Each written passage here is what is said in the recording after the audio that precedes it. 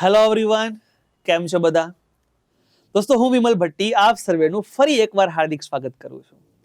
દોસ્તો, રુધિરાભિસરણ નામનું ચેપ્ટર ભણી રહ્યા છીએ આપણે. સામાન્ય વિજ્ઞાન નામનો વિષય રોજબરોજના જીવનમાં ઉપયોગમાં આવે એવી રીતે બહુ મસ્ત રીતે આ ટોપિકને ભણી રહ્યા છીએ. ક્લિયર છે?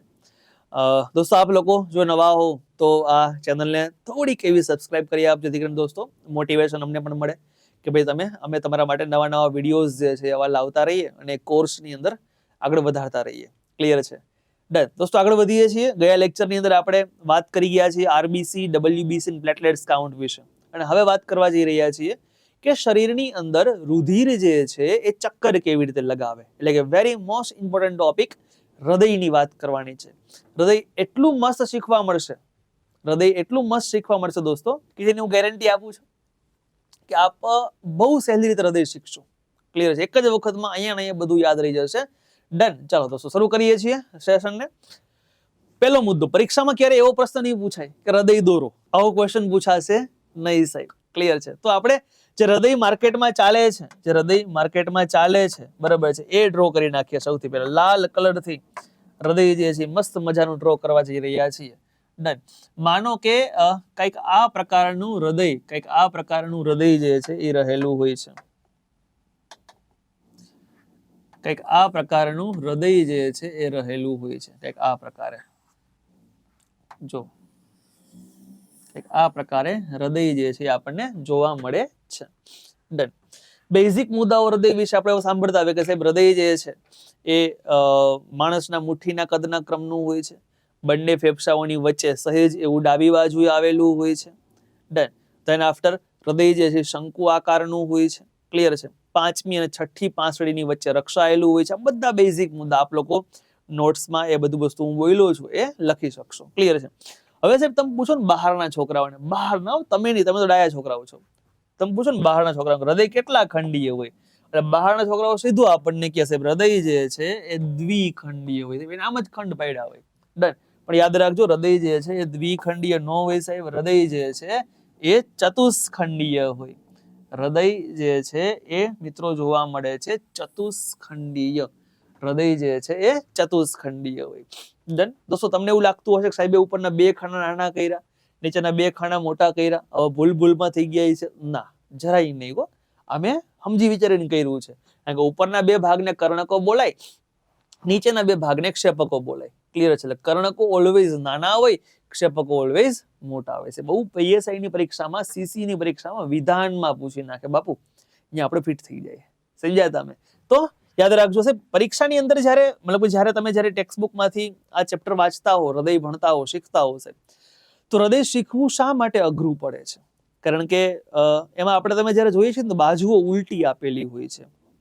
આપણી આ જમણી બાજુ છે ત્યાં ડાબી લખી હશે, આપણે આ ડાબી બાજુ છે ત્યાં જમણી લખી હશે. તો યાદ રાખવા માટે હું તમારી જ સાઈડ લખવા જઈ રહ્યો છું. ફોર એક્ઝામ્પલ, તમે આવી રીતે જોશો, વિડીયો જોતા હશો ત્યારે, તો તમારી આ જમણી બાજુ રહેશે, આ ડાબી બાજુ રહેશે.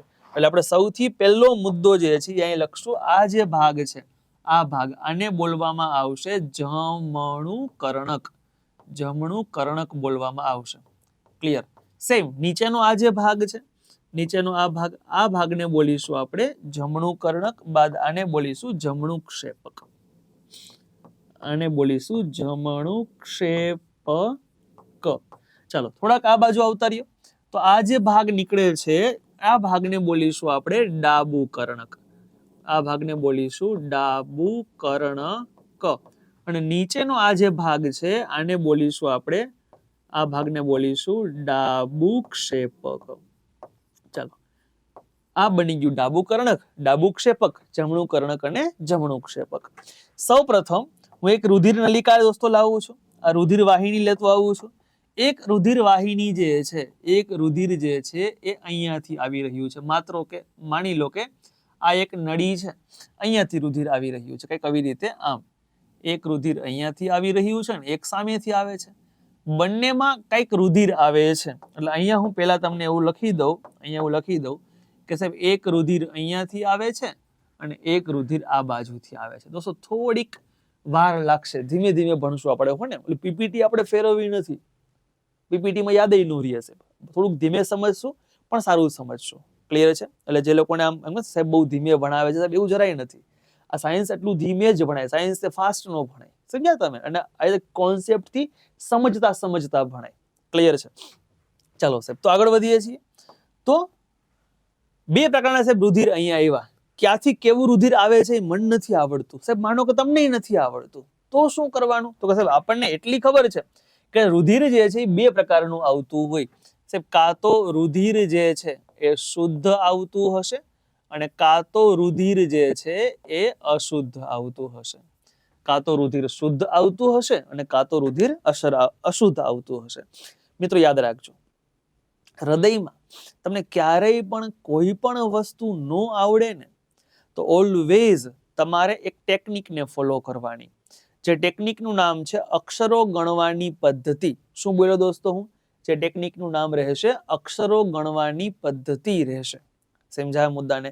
આ ટેકનિક કેવી રીતે એપ્લાય કરવી છે તમે આખા હૃદયમાં જોશો. કોમન એક જ ટેકનિકથી આખું હૃદય તમને યાદ રહી જશે. જોઈએ દોસ્તો, તો અહીંયા દોસ્તો એક રુધિર જે છે એ હૃદયમાં ડાબી બાજુ આવે છે, એક રુધિર જે છે એ જમણી બાજુ આવે છે. અક્ષરો ગણો તો જમણું 1 2 ને 3. આનો અર્થ એવો છે કે અહીંયા જે રુધિર આવશે, અહીંયા જે રુધિર આવશે એ રુધિર 1 2 ને 3 એટલે કે અશુદ્ધ. એ રુધિર કેવું હશે? અશુદ્ધ હશે.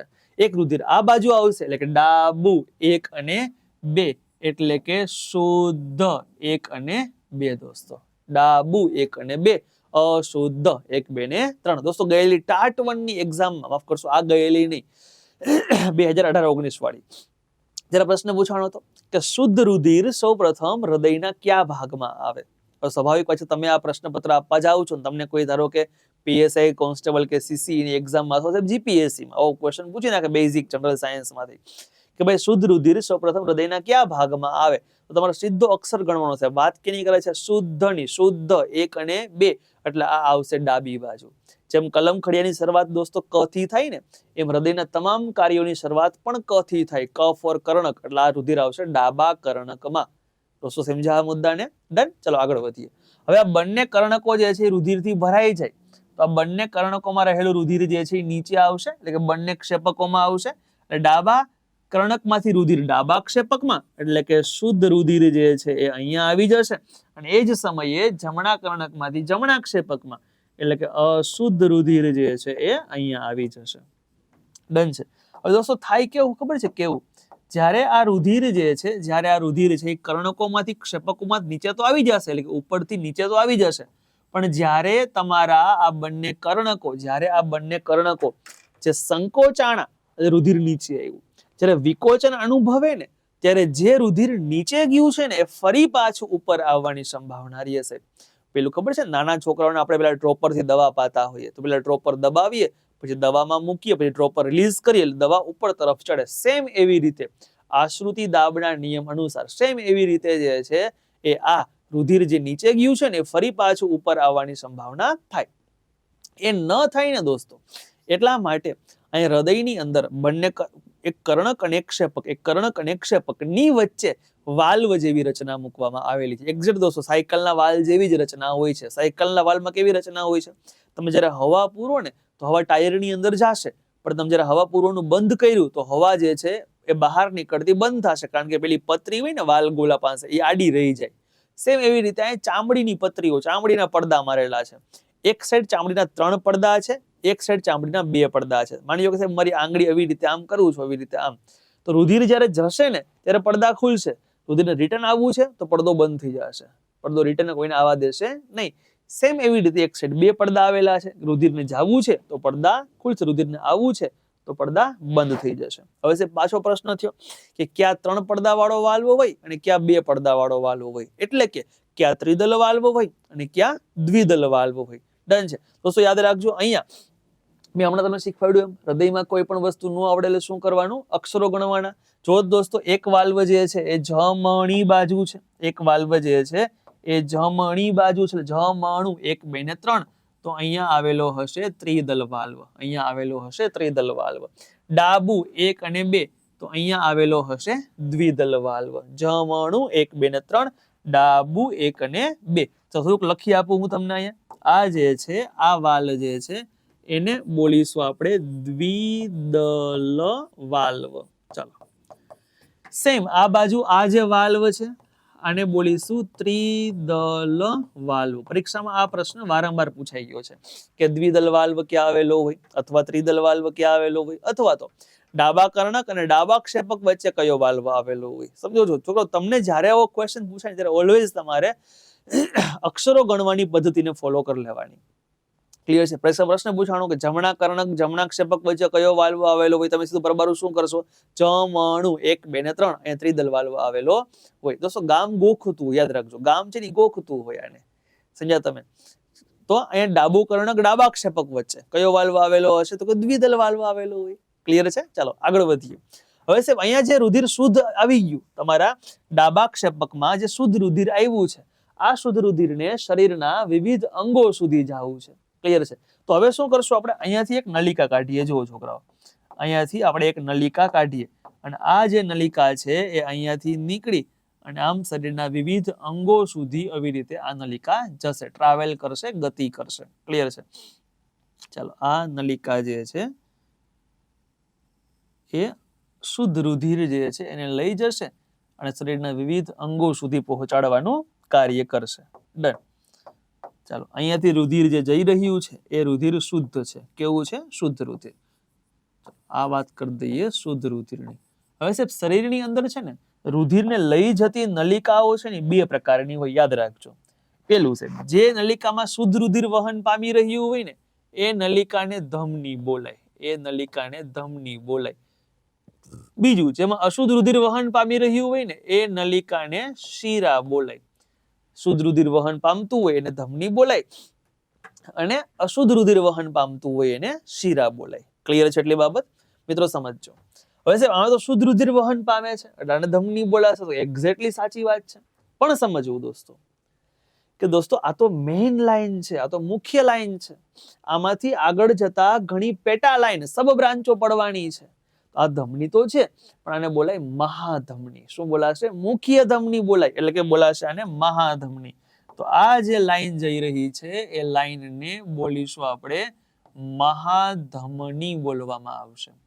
અને મહાધમનીમાંથી રુધિર ક્યાં જતું હશે? તો કે સાહેબ એ જતું હશે શરીરના વિવિધ અંગો સુધી.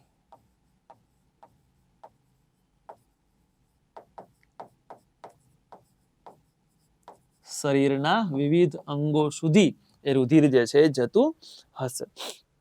જો સાહેબ શરીરના વિવિધ અંગો સુધી જે રુધિર લઈ જતી મેઇન લાઈન છે એને કહીએ છીએ મહાધમની. તો શરીરના વિવિધ અંગોમાંથી રુધિર લઈ આવતી, અશુદ્ધ રુધિર લઈ આવતી જે મેઇન લાઈન આવે એને બોલી શકાય મહાશિરા. એ લાઈનને બોલી શકાશે મહાશિરા બોલવામાં આવશે. ક્લિયર?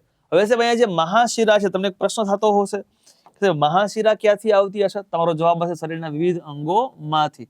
જી ના સાહેબ, આ મહાશિરા આવતી હોય છે કિડનીમાંથી.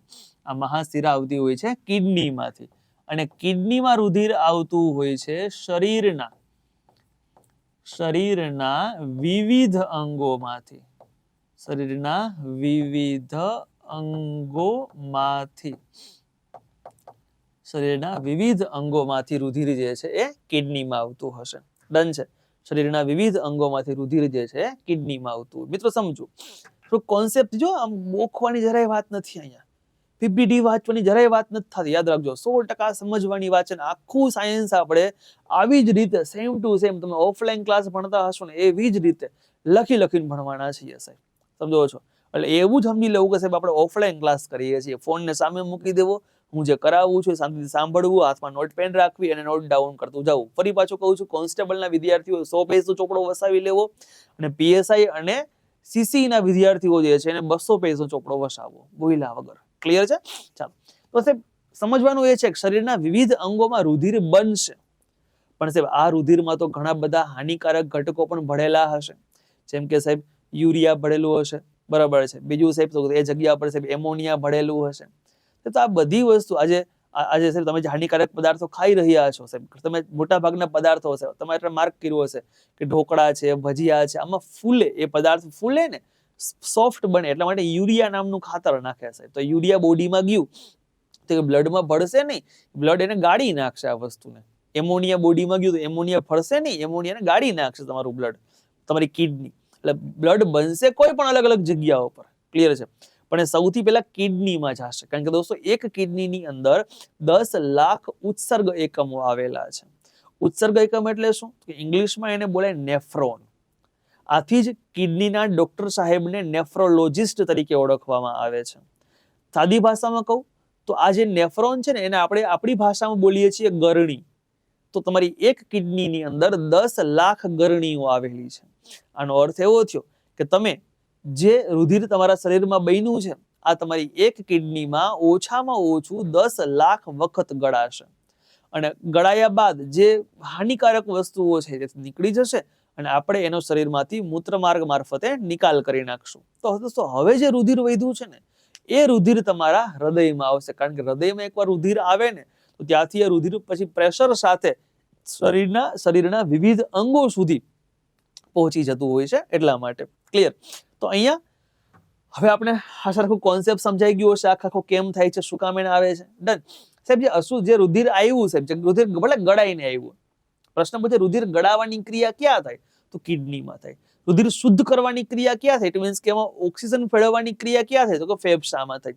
મારે સાહેબ આ રુધિરમાં ઓક્સિજન ભેળવવો છે, તો એ ઓક્સિજન ભેળવવા માટે એ રુધિર જે મહાશિરામાંથી જમણા કર્ણકમાં આવ્યું, ત્યાંથી એ જમણા ક્ષેપકમાં આવ્યું સાહેબ, ત્યાંથી હવે હું આ રુધિર જે છે એને લઈ જઈશ કઈ જગ્યા ઉપર? તો કે ફેફસામાં. ત્યાંથી આ રુધિરને હું લઈ જઈશ ફેફસામાં. જો છોકરાઓ કેટલી અદ્ભુત રચના છે એની કુદરતે કરેલી છે. હૃદયને એક્ઝેક્ટ તમારા ફેફસાની વચ્ચે જ મૂક્યું છે. જો છોકરાઓ હૃદયને ફેફસામાં ન મૂક્યું હોત, હૃદયને ફેફસામાં મૂક્યું હોત નહીં, અને હૃદય જે છે એને માની લો કે અહીંયા પાછળ મૂક્યું હોત તો, અહીંયા મૂક્યું હોત તો આઘું પડી જાત કે નહીં? હૃદયને પીઠમાં મૂક્યું હોત તો આઘું પડી જાત કે નહીં? હૃદયને પરફેક્ટ સ્થાન પર મૂકેલું છે. ક્લિયર છે? માનવ શરીર તંત્ર એક જ માત્ર એવી વસ્તુ છે જેમાં માણસ ભૂલ નથી કાઢી શકતો. ક્લિયર છે? બાકી બધી માણસ ભૂલ કાઢે છે. ડન. તો અહીંયા જે રુધિર જઈ રહ્યું છે આ રુધિર છે O2 વિહીન. આ રુધિર છે O2 વિહીન. અહીંયાથી O2 વિહીન રુધિર દોસ્તો જઈ રહ્યું છે. હવે સાહેબ એને ઓક્સિજન જોઈએ છે, અને ઓક્સિજન લેવા માટે અને એ એન્ટ્રી લગાવે છે ફેફસામાં. માની લો કે આજે હું ચોરસ ભાગ ડ્રો કરું છું, એ ચોરસ ભાગ ફેફસા છે. ચલો, ધીસ ઇઝ યોર લંગ્સ.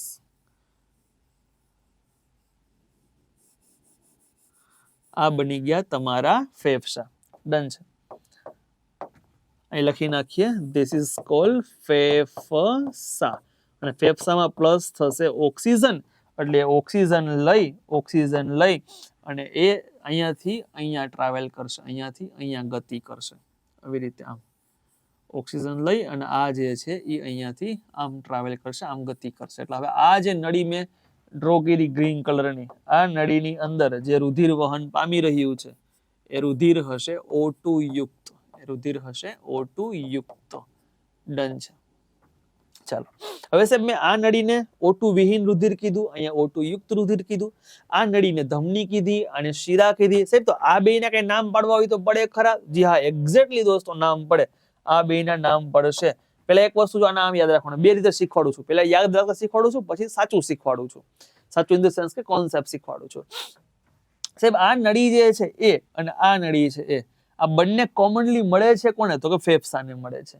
એટલા માટે સૌથી પહેલા આ નળીને બોલાય ફૂફૂસ નલિકા. ફૂફૂસ નલિકા. કોઈ ફૂસફૂસ નહીં બોલો, ધ્યાન રાખજો. ચાલો, આ સેમ આ નળિકાને પણ શું બોલશું આપણે? ફૂફૂસ નલિકા. આને પણ સેમ બોલીશું આપણે ફૂફૂસ નલિકા. ક્લિયર છે? હવે સાહેબ આ નળી નીકળે છે કઈ બાજુ? જો છોકરાઓ, આ અપવાદ નલિકાઓ છે. પણ હૃદયમાં ક્યારેય પણ કોઈ વસ્તુ ન આવડે એટલે ઓલવેઝ અક્ષરોને સંખ્યાને ગણવાની પદ્ધતિથી આગળ વધવાનું. જેમ કે આ નલિકા તો ફૂફૂસ છે, પણ કઈ કેવી? ધમની કેવી? શિરા કેવી? મને તો ખ્યાલ નથી, તો હું શું કરીશ? જોઈ લઈશ. આ નળી નીકળે છે કઈ બાજુથી? તો કે જમણી બાજુથી નીકળે છે. 3 અક્ષર થયા એટલે નામ આવશે આનું ધમની. આન્સર થઈ ગયો ફૂફૂસ ધમની. સેમ આ નલિકા આવે છે કઈ બાજુ? તો કે ડાબી બાજુ આવે છે. ડાબુ 1 અને 2 એટલે શબ્દ થશે 2. શિરા 1 અને 2 ફૂફૂસ શિરા.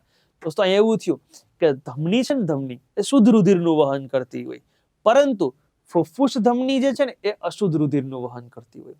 સેમ શિરા છે, શિરા એ અશુદ્ધ રુધિરનું વહન કરતી હોય, પરંતુ ફુફ્ફુસ શિરા જે છે એ શુદ્ધ રુધિરનું વહન કરતી હોય. હવે સાહેબ ઘણા છે ને એવું શીખવાડી દે, પણ કોન્સેપ્ટ દોસ્તો આવો હોય છે. શા માટે અહીંયા મેં ધમની લીધી, શા માટે અહીંયા શિરા લીધી, સાહેબ આ સમજવા માટે એક બહુ મસ્ત કોન્સેપ્ટ તમારે સમજવો પડશે.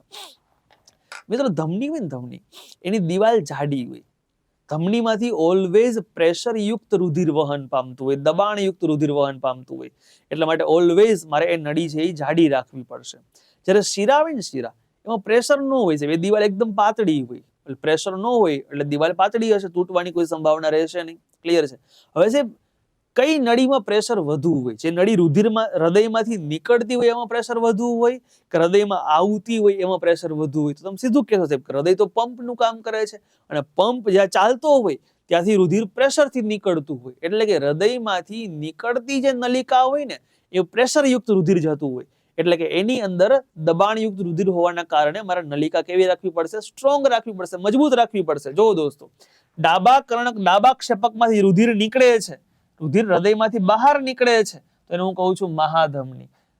ફુફ્ફુસ ધમનીમાંથી રુધિર સાહેબ હૃદયમાંથી બહાર નીકળે છે, નામ આપ્યું ફુફ્ફુસ ધમની.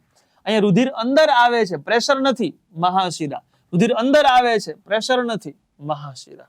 છોકરાઓ હવે સમજ્યા? એટલા માટે છોકરાઓને ધમની નામ આપ્યું છે, એટલા માટે આ ધમની છે. પણ યાદ રાખજો અપવાદ છે. કેવી છે? અપવાદ છે. ડન છે એટલી બાબત? ક્લિયર? ચલો છોકરાઓ, અહીંયા આપણે આ હૃદયના બેઝિક મુદ્દાઓ પૂરા કર્યા. હવે સાહેબ સાચી રીતે ખરેખર રુધિર કેમ ચકેડવું પડે ને એ સમજવા જઈ રહ્યા છીએ આપણે. સમજો. સૌપ્રથમ શરીરના વિવિધ અંગોમાં રુધિર બનશે, ત્યાંથી બની અને કિડનીમાં આવશે, કિડનીમાંથી એ ગળાઈ અને મહાશિરામાં રુધિર આવશે, અને મહાશિરા રુધિર જે છે એ લઈ આવશે, ત્યારે આ રુધિર જે છે એ સૌપ્રથમ ક્યાં આવશે? જમણા કર્ણકમાં. દોસ્તો રુધિર કેવું છે? અશુદ્ધ. સૌથી પહેલા કઈ બાજુ આવશે? જમણી બાજુ આવે. જમણી બાજુ શરૂઆત કરશું કર્ણકથી, એટલે જમણા કર્ણકમાં રુધિર આવશે. જમણું 1, 2 ને 3 ત્રિદલ વાલ્વ ખુલતા એ જમણા ક્ષેપકમાં આવશે, અને જમણા ક્ષેપકમાંથી એ ફુફ્ફુસ ધમની મારફતે ફેફસામાં આવશે. ફેફસામાંથી ઓક્સિજન લઈ અને ફુફ્ફુસ શિરા મારફતે સાહેબ શુદ્ધ થઈ ગયું છે, એટલે કે ડાબુ 1 અને 2 ડાબા કર્ણકમાં આવશે, તેથી દ્વિદલ વાલ્વ ખુલતા એ ડાબા ક્ષેપકમાં આવશે, અને ત્યાંથી સાહેબ એ મહાધમની મારફતે શરીરના વિવિધ અંગો સુધી પહોંચી જશે. ક્લિયર છે?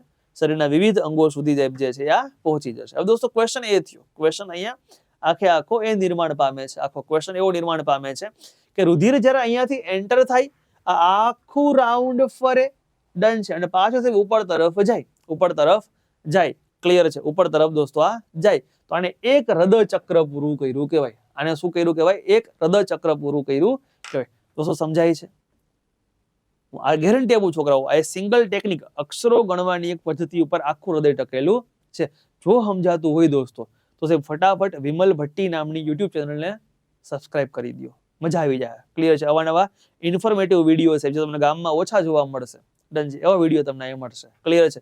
ચાલો દોસ્તો આગળ વધીએ. હવે સાહેબ રુધિર અહીંયાથી એન્ટર થયું, આખું રાઉન્ડ ફરી અને બહાર નીકળ્યું. આ વસ્તુને, આ ઘટનાને બોલવામાં આવે છે, એક હૃદય ચક્ર. આ ઘટનાને આપણે બોલીએ છીએ, આ એક ચક્રને બોલીએ છીએ એક હૃદય ચક્ર બોલાય. ક્લિયર? સાહેબ અથવા આને બોલાય એક ધબકારો, આને બોલવામાં આવે. હવે સાહેબ રુધિર છે ને, રુધિર એ હૃદયમાં દાખલ થાય, રુધિર જે છે એ હૃદયમાં દાખલ થયું, આખો એક રાઉન્ડ ફરી અને સાહેબ અહીંયાથી બહાર નીકળી ગયું, તો એને બોલાય એક હૃદય ચક્ર. યાદ રાખજો, એને બોલીશું આપણે એક હૃદય ચક્ર. દોસ્તો એટલું ચકેડું પૂરું કરવા માટે રુધિર જે છે એ માત્ર કેટલો સમય લગાડશે? તો સમય હશે 0.8 સેકન્ડ. એ સમય હશે 0.8 સેકન્ડ. દોસ્તો બહુ સ્પીડમાં રુધિર જે છે ચક્કર લગાવતું હોય છે, સમય હોય છે 0.8 સેકન્ડનો. ક્લિયર? સાહેબ 0.8 સેકન્ડ હોય તો સ્વાભાવિક વાત છે કે 60 સેકન્ડની અંદર એ 60 કરતા વધારે વખત રુધિર જે છે પાસ આઉટ થશે એમાંથી, એટલે કે 72 વખત. કેટલી વખત થાય? 72 વખત થાય. અને એક ધબકારો પણ કહી શકાય. બેઝિક મુદ્દાઓ લખવા જઈ રહ્યો છું અહીંયા, બેઝિક મુદ્દાઓ કે ભાઈ નાના બાળકોમાં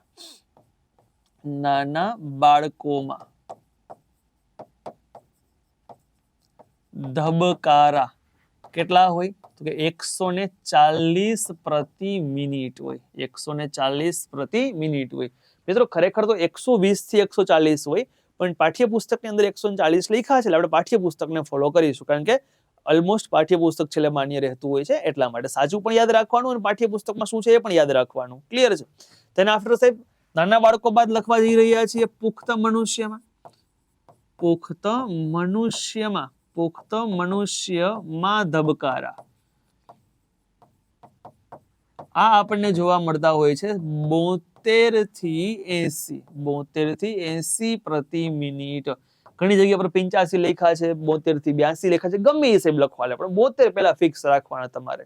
ક્લિયર છે? હવે દોસ્તો સમજો કે આવું શા માટે હોય? શા માટે ધબકારા નાના બાળકોમાં વધારે હોય અને પુખ્ત મનુષ્યમાં ઓછા હોય?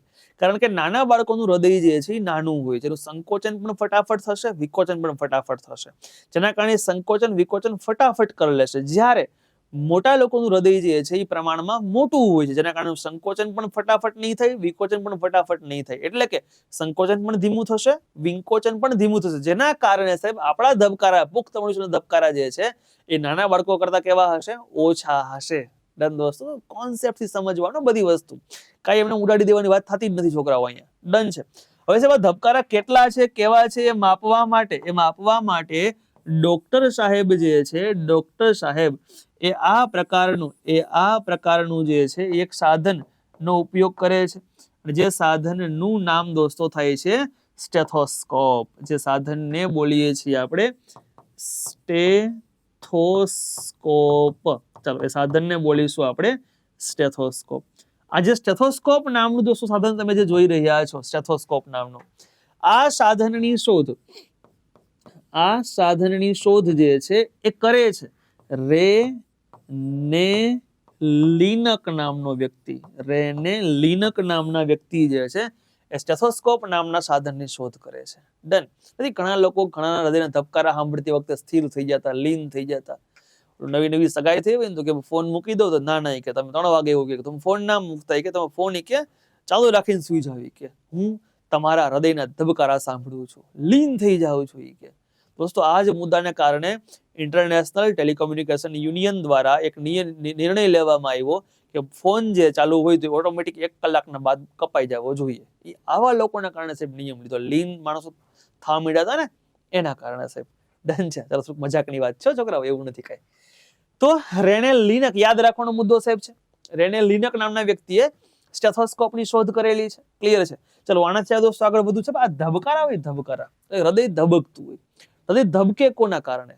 ડન? તો હૃદયને ધબકવા માટે, હૃદય જે છે એને ધબકવા માટે જવાબદાર કોઈ કારણ હોય ને, તો હૃદયની અંદર જમણા કર્ણકની ઉપર છે દોસ્તો, એક થોડુંક દૂર કરું છું, એક ગાંઠ જેવી રચના આવેલી હોય છે.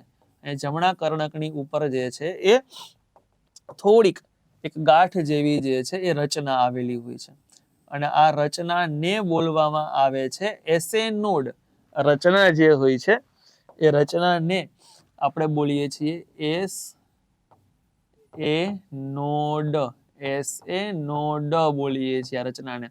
સાહેબ ગુજરાતીમાં આપણે આને યાદ રાખતા હોય આને કહેવાય પેસમેકર. આને આપણે કહીએ છીએ પેસમેકર તરીકે યાદ રાખતા હોય. આ પેસમેકર શું કરે? તો કે આ પેસમેકર જે છે એ હૃદયને યાંત્રિક ઝટકાઓ આપવાનું કામ કરે. લખી આપું અહીંયા. પેસમેકર જે છે એ હૃદયને યાંત્રિક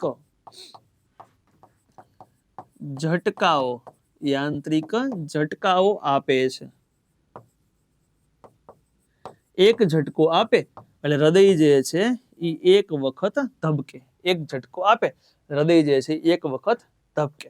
સાહેબ ઝટકા કન્ટિન્યુ આપતું રહેશે, આ જીવન આ ઝટકા આપશે. જો આ ઝટકા આપવાનું બંધ કરી દેશે તો આખા ગામને ખબર પડી જાય ઝટકા આવતા બંધ થઈ ગયા, પેસમેકર ભાઈનું ખરાબ થઈ ગયું. ક્લિયર છે મિત્રો? સમજો આ સાહેબ હૃદય કન્ટિન્યુ ધબકતું હોય, ઝટકા કન્ટિન્યુ આવતા હોય, એ તમારી ઈચ્છાથી થાય છે કે એની મેળે થાય છે? તો તમારો જવાબ સાહેબ એવો હશે કે સાહેબ એની મેળે થાય છે. તમારી ઈચ્છા ન હોય તો એ થાય રાખે. આપણે મગજ જે ચેપ્ટર ભણેલા હતા ભૂતકાળમાં, મગજમાં આપણે એવી વાત કરી ગયા હતા કે માનવ શરીરની તમામ અનૈચ્છિક ક્રિયાઓનું નિયમન, કે જેમાં તમારી ઈચ્છાની જરૂરિયાત ન હોય તો એ તમામ અનૈચ્છિક ક્રિયાઓનું નિયમન જે છે એ પશ્વ મગજના લંબ મજ્જામાંથી થાય છે. તો અહીંયા દોસ્તો આપણે એવું લખી શકીએ કે ભાઈ અહીંયા જે આ પેસમેકર હૃદય ધબકવાની ક્રિયા છે એટલે હૃદયના હૃદયના ધબકારાનું નિયમન, હૃદયના ધબકારાનું નિયમન પશ્વ મગજના લંબ મજ્જામાંથી થાય છે. પશ્વ મગજના લંબ મજ્જામાંથી સાહેબ આનું નિયમન થાય છે. એક્ઝામમાં જવાબ પ્રશ્નો તમને પૂછી શકાય. ડન. દોસ્તો આગળ વધીએ છીએ. અહીંયા એક વસ્તુ જુઓ છોકરાઓ કે હૃદય જ્યારે સંકોચન અનુભવે ને સંકોચન ત્યારે રુધિર છે ને પ્રેશરથી આગળ વધે. રુધિર વિકોચન અનુભવે ત્યારે પ્રેશર રુધિર થોડુંક પ્રેશર ઘટી જાય.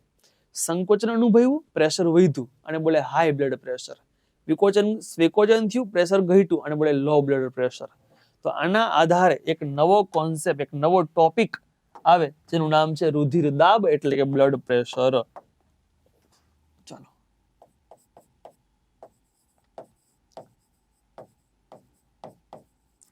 જેને બોલીએ છીએ બ્લડ પ્રેશર, ટૂંકમાં આપણે બોલતા હોઈએ છીએ ને બીપી. દોસ્તો બ્લડ પ્રેશર બે ટાઈપનું હશે, જેમાંથી એકને બોલતા હોઈએ આપણે હાઈ બ્લડ પ્રેશર, એકને બોલતા હોઈએ છીએ આપણે low blood pressure. High blood pressure high blood pressure ને બોલાય સિસ્ટોલિક, લો ને બોલાય ડાયસ્ટોલિક. હાઈ બ્લડ પ્રેશર કેટલું હોય તો આપણે કહેતા હોઈએ છીએ 120, લો કેટલું હોય તો કહેતા હોઈએ છીએ 100 ખાલી 80. કેટલું હોય 80 હોય. મેડિકલ તમે જયારે રિપોર્ટ કરાવો ને લેબોરેટરીમાં તો એ લોકો એવું હાઈ કે લો કે એવું લખેલું ન આપે, એ સિસ્ટોલિક અને ડાયસ્ટોલિક લખેલો આપે. તો આપણને ખબર કેમ પડે કે કોને લો કહેવાય ને કોને હાઈ કહેવાય, સિસ્ટોલિક ડાયસ્ટોલિકમાં શું? આને આમ યાદ રાખવાનું અને આપણે આમ યાદ રાખશું કે સાહેબ હૃદય માફ કરશો તમે એબીસીડી બોલો એબીસીડી તો એ બી સી ડી ડી પહેલા આવે નીચે આવે તો ડાયસ્ટોલિક એટલે લો બ્લડ પ્રેશર અને એ સિવાયનું જે હોય એ is called high blood pressure એટલે સિસ્ટોલિક જ હશે. સમજ્યા? હવે સાહેબ અહીંયા 120 ને 80 લખ્યું પણ આ શું કે એકમ લખવો પડશે ને મારે પાછળ. તો એકમ સમજવા માટે આપણે એવું કરીએ છીએ સાહેબ રુધિર દાબ માપવા માટે, રુધિરનું પ્રેશર માપવા માટે કંઈક આ પ્રકારનું સાધન વપરાતું હોય છે, કંઈક આ પ્રકારની પેટી વપરાતી હોય છે. આ જે પેટી હોય છે ને આ પેટીને આપણે બોલીએ છીએ સ્ફિગ્મોમેનોમીટર સાહેબ, કે જેની અંદર અહીંયા એક્ઝેક્ટ વચ્ચે અહીંયા વચ્ચે જે છે એ મર્ક્યુરી એટલે કે પારો રહેલો હોય. અહીંયા વચ્ચે મર્ક્યુરી પારો રહેલો હોય. આ જે સંજ્ઞા લખું છું આ છે પારો, એની સંજ્ઞા થશે Hg એટલે કે હાઇડ્રોજીનિયમ. ડન છે, જેને આપણે કહીએ છીએ મર્ક્યુરી. અને આ જે આખો થર્મોમીટર હોય એમાં આવા આકાઓ તમને આપેલા હશે.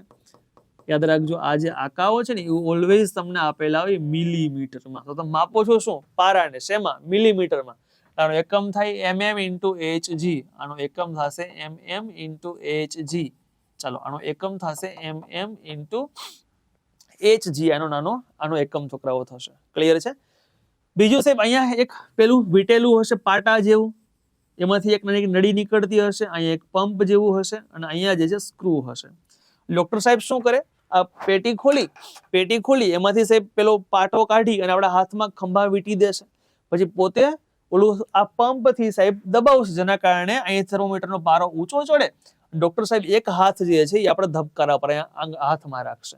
થાશે શું? ડોક્ટર સાહેબ નોટ કરશે કે સાહેબ આ પ્રેશર આપે છે, પાટો ટાઈટ થાય છે, આ ઉપર ચડે છે. અચાનક અહીંયા ધબકારા આવતા બંધ થઈ જશે. જ્યાં ધબકારા આવતા બંધ થઈ જાય ને છોકરાઓ ત્યાં તમારું બ્લડ પ્રેશર ડોક્ટર સાહેબ નોટ કરી લે કે ભાઈ 120 બંધ થયું. કેટલાય બંધ થયું? 120 બંધ થયું. પછી આ સ્ક્રૂ થી સાહેબ હવા પાછી કાઢી નાખશે એટલે પારો નીચે ઉતરશે. નીચે ઉતરતી વખતે એક સમય એવો આવશે કે ધબકારા પાછા સ્ટાર્ટ થઈ જશે. ધબકારા પાછા સ્ટાર્ટ થયા, માનો કે 80 સ્ટાર્ટ થયા એટલે એને બોલે લો બ્લડ પ્રેશર છે. 120 બંધ થયા, 80 સ્ટાર્ટ થયા, ઇટ મીન્સ કે નોર્મલ છે. આ બંનેનો ગેપ છે ને છોકરાઓ 40 નો રહેવો જોઈએ. યાદ રાખજો આ બંને વચ્ચેનો ગેપ જે છે 40 નો રહેવો જોઈએ. એવું છોકરાઓ થાય કે 140 બંધ થાય અને 100 ચાલુ થાય તોય ચાલે, 120 બંધ થાય અને 80 સ્ટાર્ટ થાય તો નોર્મલ જ છે. પણ 100 બંધ થયા 60 ચાલુ થયા છે, 40 નો ગેપ છે તો પણ ચાલશે. પણ જો છોકરાઓ એવું થયું કે 80 ચાલુ થયા 140 બંધ થયા, it is called high blood pressure. સમજો છો? 120 બંધ થઈ ગયા હતા પાછા 60 ચાલુ થયા, it is called low blood pressure. સમજી ગયા? જે બાજુ આંકડો વધશે એ બાજુ જે છે બ્લડ પ્રેશર માપવામાં આવશે. ઘણા છોકરાઓ ઘણા તાસી રહી હોય કે જે હાઈ બ્લડ પ્રેશરને સહન કરી શકતા હોય, બ્લડ પ્રેશર ઓલવેઝ હાઈ રહેતું હોય, ઘણા ઓલવેઝ લો રહેતું હોય. ડન છે એટલી વસ્તુને. આ જે સાધન આપણે ડ્રો કર્યું, આ જે સાધન આપણે ડ્રો કર્યું, એ સાધન ને આપણે બોલીએ છીએ સ્ફિગ્મોમેનોમીટર. એને બોલાશે સ્ફિગ્મોમેનોમીટરો એને બોલવામાં આવે છે. ક્લિયર છે દોસ્તો? આરએમસી ની એક્ઝામ છેલ્લે લેવાની હતી સાહેબ 2021-22 એ એક્ઝામમાં પ્રશ્ન પૂછવાનો તો ઉડા રુધિર દાબ માપવા માટે કયું સાધન વાપરવામાં આવે છે? તો આન્સર રહેશે સ્ફિગ્મોમેનોમીટર રહેશે. ડન છે દોસ્તો? આશા રાખું તમને હૃદય મસ્ત સમજાણું હશે સાહેબ. હૃદય કેવી રીતે કામ કરે છે, એક શોર્ટકટ ટેકનિક દ્વારા હૃદયને યાદ રાખતા શીખ્યા છીએ. ક્લિયર છે? જો આપ લોકો પહેલી વખત ચેનલ પર આવ્યા છો સાહેબ તો એકવાર ફટાફટ સબસ્ક્રાઇબ કરી દો. કારણ કે નેક્સ્ટ વિડીયો જે છે ને દોસ્તો એ બ્લડ ગ્રુપનો આવવાનો છે. ગેરંટી છે, આવું બ્લડ ગ્રુપ તમે ક્યાંય નહીં ભણ્યા હોય. ડન છે?